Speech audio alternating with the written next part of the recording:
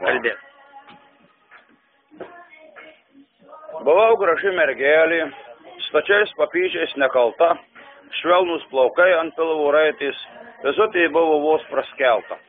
Aš jokių Biblių nežinojau, prisiekti šiandien jums galiu, ant sofos aš vieną miegojau, pridengus pisę delneliu, bet kietas rūbas margus vietų, ėjau aš kartą naktį myšt, užsinorėjau Biblių kietų, nors mirk, bet turi man užkišt.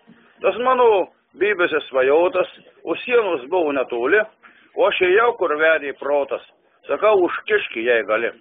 Na žinoma, jisai užkišo, nedaug tik 4 kartus, ir mano protas atsirišo, o Bibė, koks esi saldus. Nuo tos nakties pamėgau Bibį, dažnai išaugdavau sapne, kai mano pisė jo norėjau ir Bibis ėjo pas mane. Antrasis buvo karininkas, užkišo man lyg su štiku, po to ir pilvas man išbrinko, prižėlė ant šiknos plaukų. Na kągi, padariau apartą. Ėjau ieškoti stambių Bibių. Radau aš Bibį vieną kartą. Kaip sako, Bibį iš Bibių.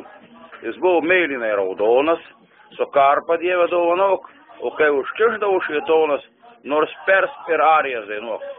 Po to ir kunigas prilipo, kaip klevo lapas prie šiknos. Per naktį 10 kartų lipo ir sakė, Dievas dovanos.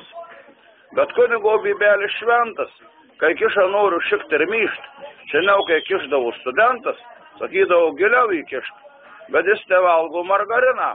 Tokie Bibei vieni juokai, ir bandavaškių prisiveisi, ir kūšiai teko kirplikai.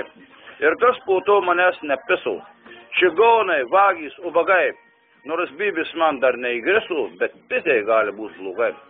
Dabar iš jo. Tuo momentu.